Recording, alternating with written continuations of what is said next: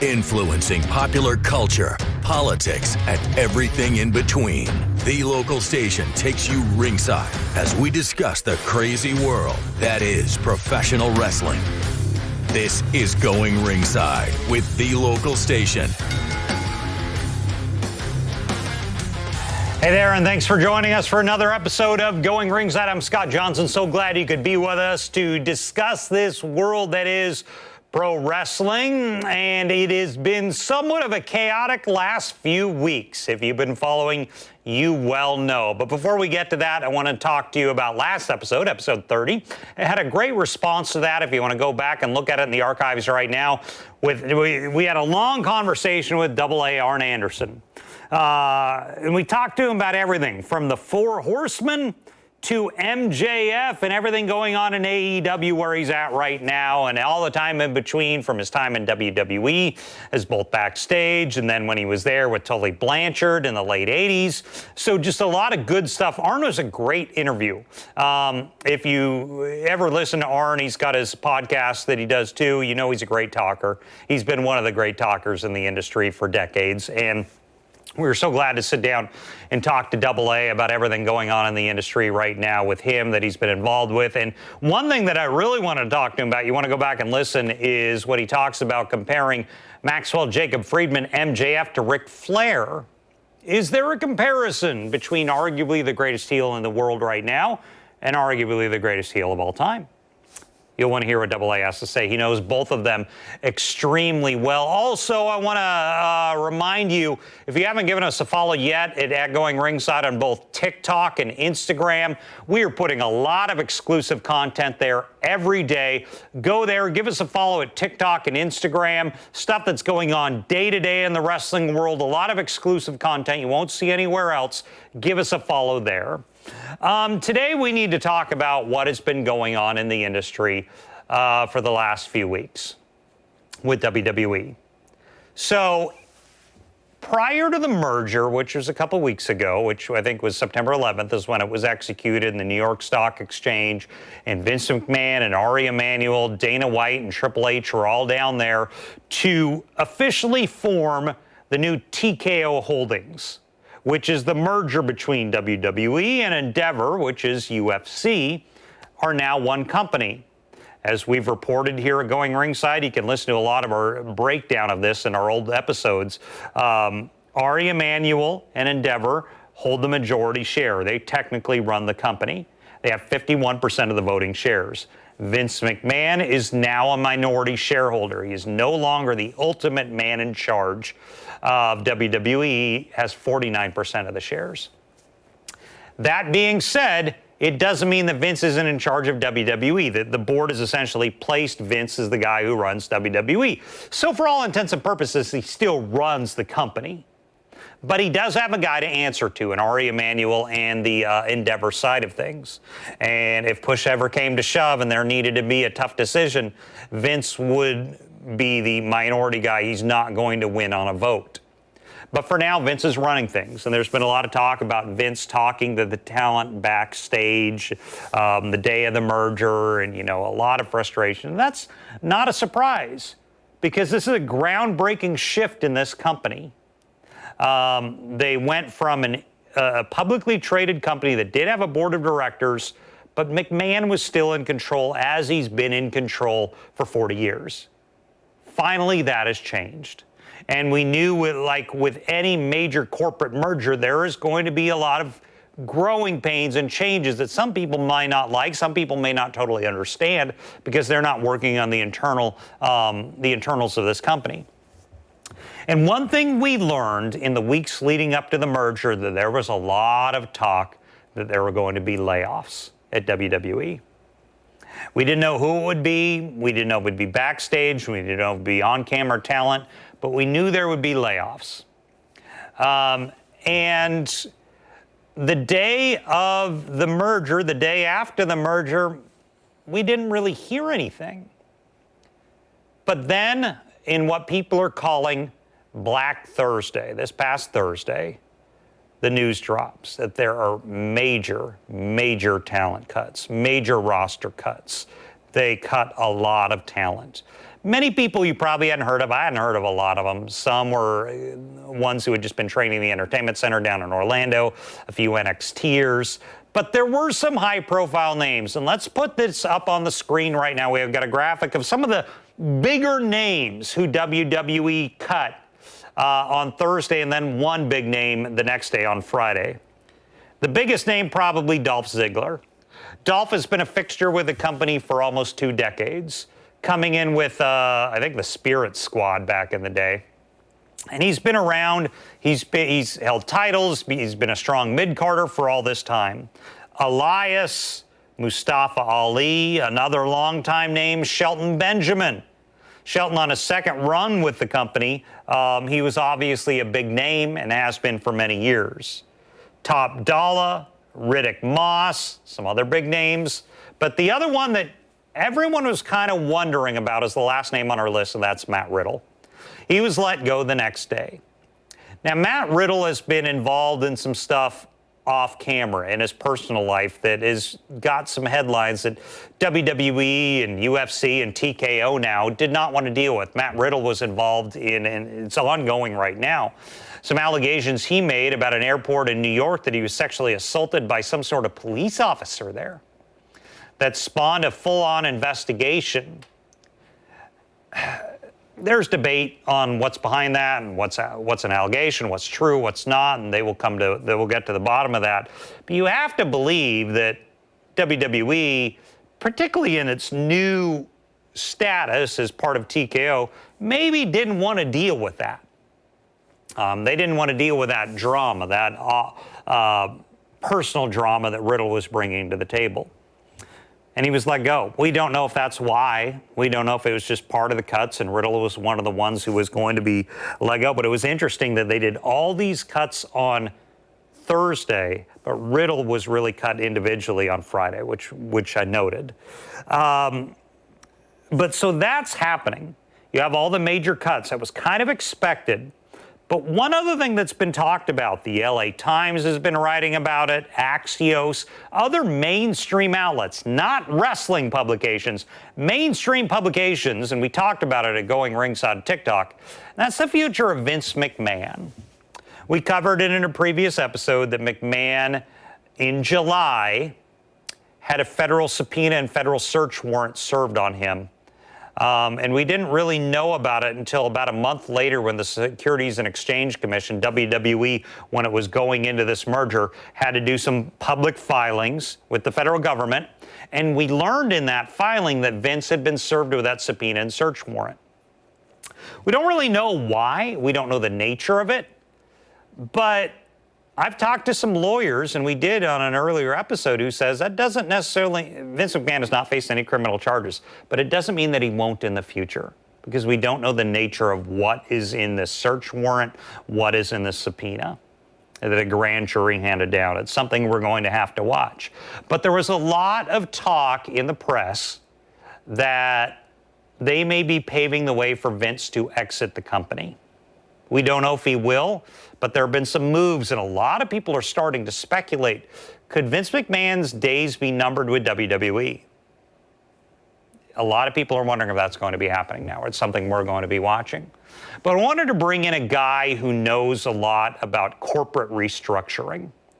And we've had him on the show, Ron Heyman. He worked a lot in capital management. He teaches finance right now at a university here in Florida. And I wanted to bring him in, and I texted him, and I'm like, tell me about this McMahon thing. Are you surprised by the McMahon thing or the firings? Well, on the firings or the cutting of talent, he says, I'm not surprised at all.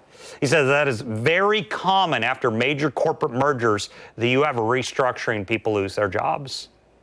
And the McMahon thing, he said, we don't know what's all in this federal subpoena. We don't all know what McMahon is dealing with respect to the federal government, so there's debate on what will happen to Vince. But I want to sit down with Ron and talk to him about, just kind of unpack what has gone on here from a business end for WWE merging with UFC to learn what's the future look like. I mean, these talent layoffs are a big deal.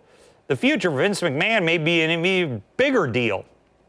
So I wanted to get his opinion on that. And notice, while we have seen, cuts, we've also seen a lot of people show up. Cena, The Rock, there's even talk of Dave Bautista being interested in coming back. At the same time, there's a writer's strike in Hollywood. All those guys are pretty big in Hollywood, so maybe they have time on their hands, but we're monitoring that. But I want to talk to Ron about particularly the talent cuts and the future of Vince McMahon, because he knows a lot about corporate restructuring at a major level, kind of like what we're seeing here. So here's our interview. He's a professor here in Florida, deals with a lot of finance, deals with a lot of capital management in his history. Here's our interview with University of North Florida professor Ron Heyman. Well, we're joined again by Ron Heyman. He's a financial planning expert and has a big background in capital management. He's right now at the University of North Florida. Ron, thanks for joining us today. Scott, good to see you again. Glad to be here. So, Ron, we heard for months going into this merger with UFC that WWE may do a lot of layoffs, and now that has come to fruition. What do you take away from that? In major mergers like these, is that a normal protocol? Well, it is, Scott, but not in the way that has manifested itself this week, right? Normally, when you have a merger, two companies coming together, a lot of the support staff, the back office, there's redundant positions maybe in the accounting department or the HR department or some of the support areas. But I was very surprised to see the on-air talent, right? Ziggler in such being let go and in such a dramatic fashion, and really, some of the top billing kind of performers, wrestlers. So it is a little bit surprising, and there must be some rationale for it. Would it be something where they come in and the UFC and the WWE side, come together and, we got to pare this thing down for whatever money reason? Yeah, I think so. I mean, it always boils down to money. And in reflection upon the why, I'm sure that somebody behind the scenes took a look at revenue that's coming in, whether it's clicks, views, sales of merchandise, or the potential for future revenue. And one thing that I'll point out is, their media rights deals are changing. We just learned SmackDown is going to USA. There's just a lot of major moving parts, top level moving parts in this company right now. Yeah, 100%. I mean, it's a radical repositioning of the company. You can bet that somebody is taking a look at the data, right? They're doing some data analytics and saying, what's the potential? Or if we remove a few of these pieces, whether it's on air talent or behind the scenes, does that improve efficiency? Does it allow us to free up funds for other, contracts? Obviously, the competition, AEW is going to get some benefit potentially out of some of the talent leaving. So it'll be interesting to see where things shake out for sure. So the fact that we heard for weeks prior to the merger that something like this could happen, do you think that's because just people know that this could happen? Or do you think there were rumors behind the scenes with the workers, with the on-air talent, that they knew something was coming? Yeah, there has to have been something going on internally, right? I mean, it's such a close-knit group of people that are, performing. I don't know how some of that couldn't reach, the talent.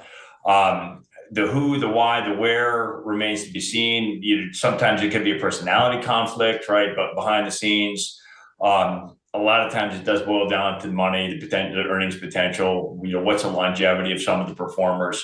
So it'll be interesting to see what starts to come out as the situation continues to evolve. I mean, social media posts are starting to fly around, so we'll see. But so they wrestlers are for the most part independent contractors. They're not the same sometimes as like employees, like as you said, in the accounting back office or whatever. Do you think that it's not as difficult from a business end to cut someone like an NXT performer and just say, we're done with you, like legally, or from, employer end? Yeah, no, 100%. I mean, when you're an independent contractor, it makes it that much easier to separate you from the organization, right? I mean, you just don't renew the contract. You don't have all of the same employee protections that you would as a normal, W-2 employee versus an independent contractor. So they can let them go. Absolutely. So the other thing that's kind of come out in the last couple of weeks that's been interesting is more talk about Vince McMahon leaving. There's talk that they've been positioning his stock portfolio to where he could leave the company. Anything to that for someone that major in the company? If in fact that was happening, would there be tea leaves that we're seeing ahead of time that show, yeah, this guy, they may be positioning him for an exit, because it's not just he just up and leaves one day. I mean, when Vince McMahon leaves from a business end and a stock end, that's a big move. Yeah, 100%. And when I read that they had released his restrictions on selling his stock, right? Normally in a merger like this, the key people have certain time periods that have to elapse before they can start to sell their equity in the new company. Waiving that for him is going to allow him to sell a lot sooner. It's questionable as to why they would do that, other than maybe the parent organization wants him gone. Maybe he's a liability. I know the investigations that are kicking around out there, there's certainly something going on, and it seems to be related to some of his past troubles. At what point does Vince become a liability, or has Vince himself requested this exemption because he may need access to funds, to cash? Yeah, so the liability issue, because he's dealing with SEC investigation and maybe criminal things. I've talked to some lawyers who say the fact that he had a federal warrant and subpoena served on him doesn't mean that he's out of the woods legally. So is that something that the company may have some issues with, if McMahon does have legal issues with the federal government of keeping him on the board of directors in such a high profile position? Yeah, I mean, they're not new issues. A lot of these things are predating the merger, right? So I'm sure somewhere in their legal review, they said, hey, even in the disclosure of the SEC, they said, hey, Vince could be a liability. It's one of the uncertainties that lies ahead. So it may just be that it's time for him to be put to pasture, right? And it's unfortunate with a career history like that. We just don't know, right? We don't know what the federal investigation centers around. That's all kind of private. It used to be that was a pretty serious allegation when you had investigators show up, in that kind of a scenario. But it seems like those type of investigations are becoming more and more frequent with no outcome, or with an outcome that's just designed to drag somebody, into the courtroom for greater scrutiny for whatever purposes. So it's kind of tough to say. It's early in the game. I would hate to see somebody with that kind of a history, be dragged out in handcuffs, if you will, or something along those lines. I mean, it just doesn't feel like that's what's going on, but it could be related to suits or the SEC stuff, or who knows. And we'll see. But it does seem that they're positioning his exit. Yeah. One other question on these talents who were let go. So there's a few options to go work if you want to still be a wrestler. New Japan, Ring of Honor, TNA, things like that. But AEW is the primary place right now that has money behind it, and Japan, I guess, to a point. But let's focus on AEW. Yeah. What would they look at? They're a privately held company owned by the Khans. And if they wanted to look at all these people who were released and bring them in, they're not going to bring all of them in. But what do you think from a business end they would look at in whether or not they hire any of these people? Well, I mean, I think it's, can you get eyes on the product, right? Whether it's butts and seats, or whether it's views on pay-per-view, or any kind of media coverage of them being part of the organization. What's the return on investment? And I do think some of the talent that's been let go will attract viewers. So I would be not surprised if AEW picks up some of the talent going forward. It just makes sense to me, especially since they're wanting to take market share away from WWE. Sure. Do you think they would have money for it? I mean, AEW's kind of always made me wonder. I mean, they're this big national company, and people debate whether or not they're doing well. but their owner's still sitting on $12 billion. Does that make a difference in a privately held company versus like a WWE? Like if Tony Khan really wants to dig into his pocketbook, he can? Yeah, well, I mean, it's different math with privately held companies, right? Sometimes owning the company itself is a matter of pride for the owner, and they're willing to accept lower than market returns versus the WWE, right? Like, hey, I own my own wrestling league. Here we go. I do think, though, for the talent, what other alternative do you have? If you want a paycheck, you want to stay relevant, you have to do something. And I almost look at the comparison between UFC and Bellator or something like that, where you see some of the fighters who've had a long history in the UFC turn up there.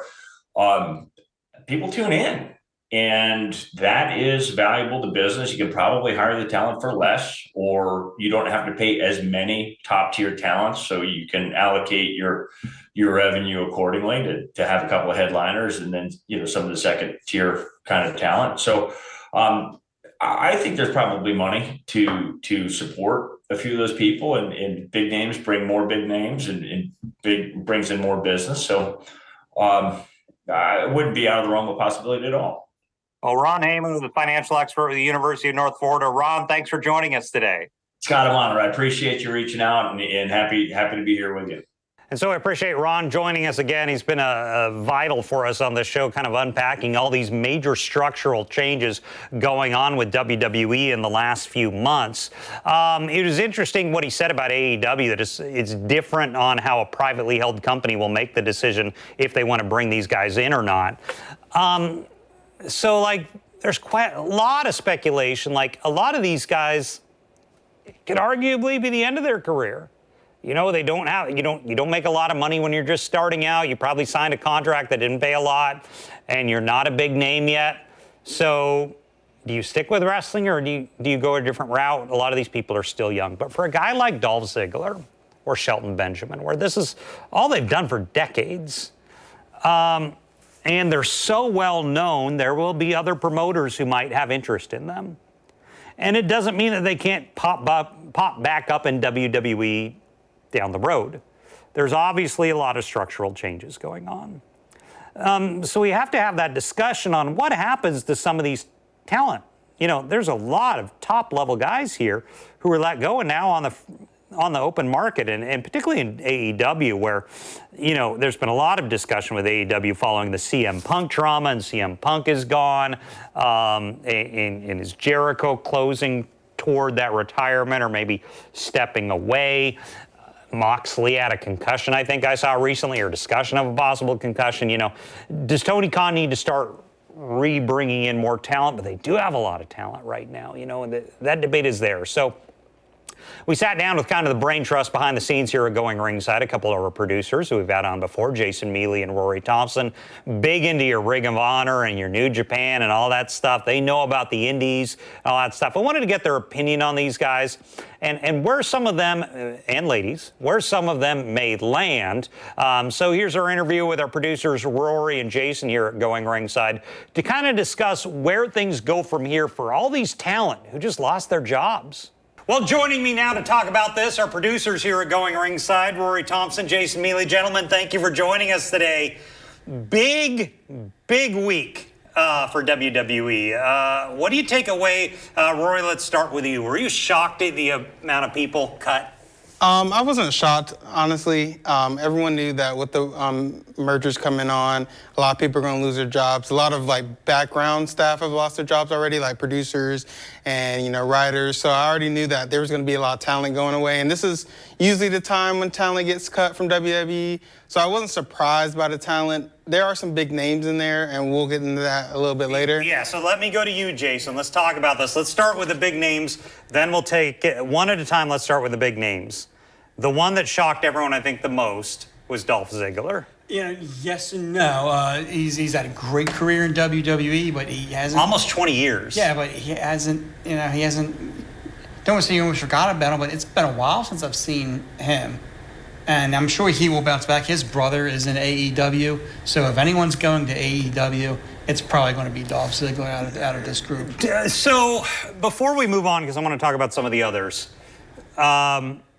it's not just AEW they could go to. What are some other options you could see? New Japan, maybe? I see Impact being one. For the women, there's Women of Wrestling.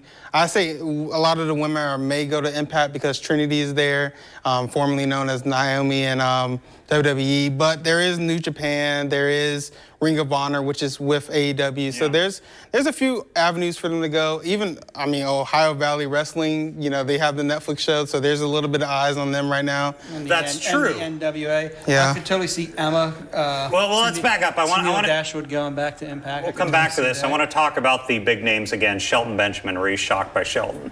I wasn't. He was being used very much as enhancement talent. Like if Kevin Owens and Sami Zayn needed somebody to beat up on that week, they get Cedric Alexander and Shelton Benjamin. I am shocked that Shelton Benjamin wasn't used more during his time because this is his second run with WWE. So, you know, I looked at his resume earlier today and I was like, he's one world championship away from Grand Slam.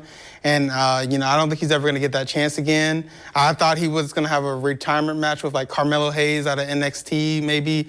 But, you know, I'm not surprised by it. I hope that he can, like, go on to something and do bigger and better things. The other of the big three names that we've seen so far, and more could come, Matt Riddle.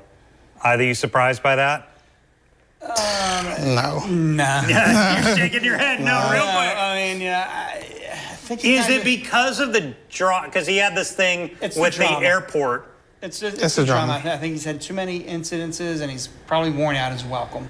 Really? Yeah. So I know about the airport thing that he's dealing with outside of the company, his personal life, making allegations he was sexually assaulted at some sort of airport. He's had kind of some other stuff too, hasn't he?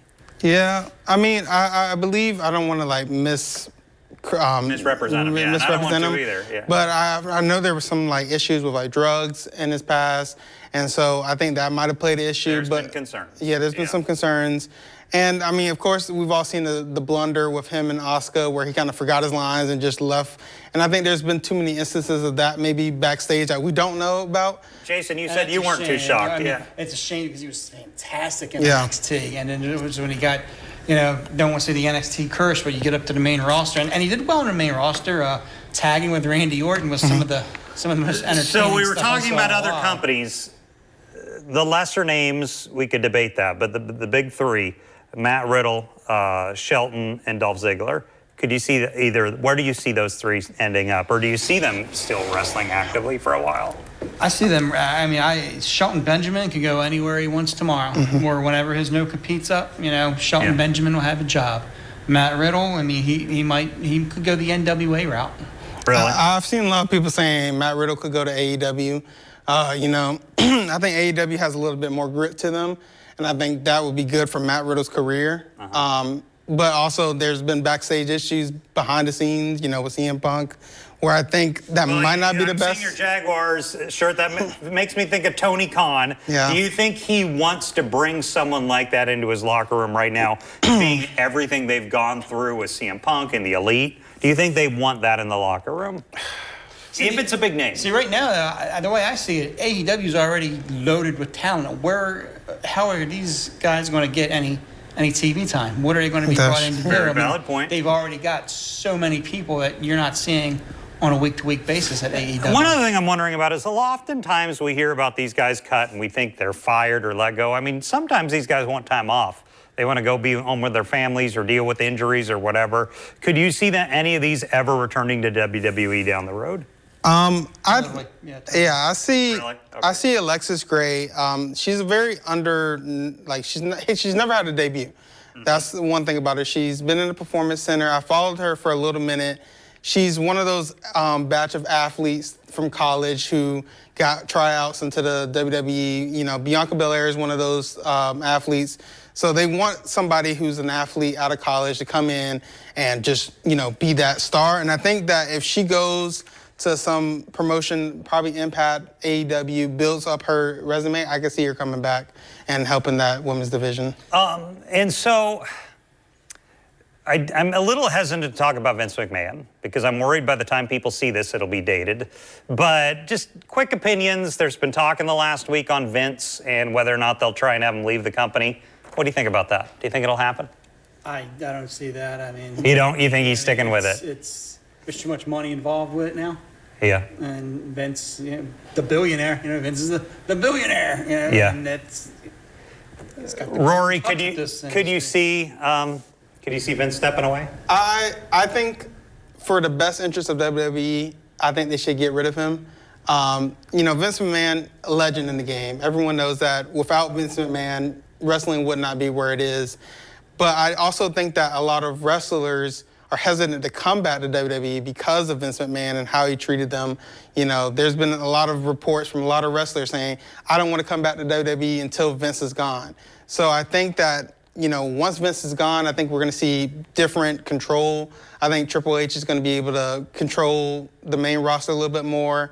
We've already seen what HBK can do in NXT, so I think, hang on. You say Triple H. Last question. If Vince steps away, does Triple H stay? Or could you see him leaving because he's part of the family? I mean, I'd like to see Triple H stay. The time where Vince did step away, it was great. It was great product. It was a good product with him in charge. He's proven he can run it, and it's the family dynamic and the family business. Sometimes, the older generation doesn't want to step away and let the younger people take over. And then hate to say it's going to have to take a death to be involved. Yep. But I mean, I don't see Vince ever relinquishing control until he dies. Well, to our brain trust here at Going Ringside, Jason Mealy, Rory Thompson, gentlemen, thank you. We'll see you next time. So there's a lot there that we're going to continue to watch with respect to Vince, which is going to be major news if he does, in fact, leave. He's left before. He came back to execute the sale to get his $9 billion or whatever the case may be. He's pushing 80, and there's a lot of discussion on how long does Vince McMahon want to go. I've heard rumors that he wants to go, till he's 100 or something like that. I don't know. Or does he decide, I'm 77, 78 years old, I'm going to step away. Maybe he just, we don't know privately what Vince and his family are discussing. He may have just come back to execute this sale with a plan that maybe he would leave in 2024. We'll have to see.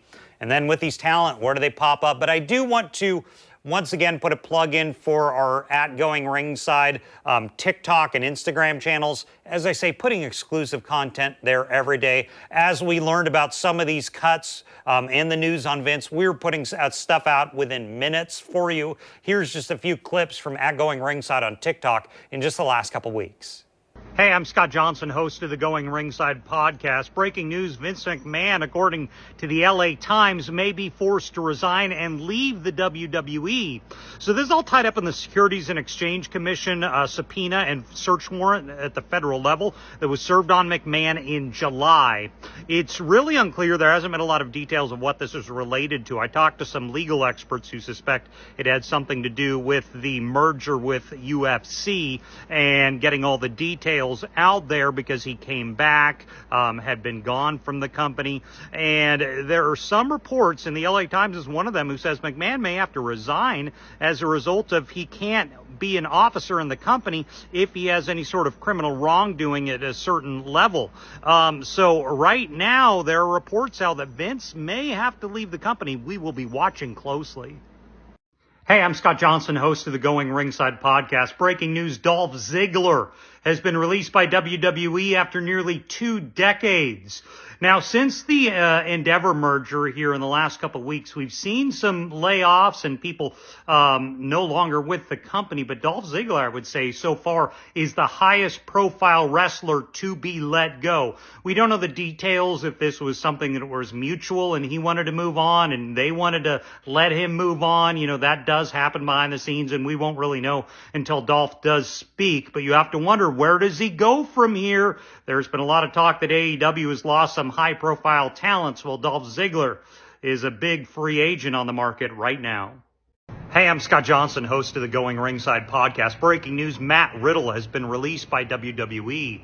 Now, one thing that comes to mind is, did they do this with their normal cuts because of the Endeavor merger, like all the other talent we've seen in the last 2 days?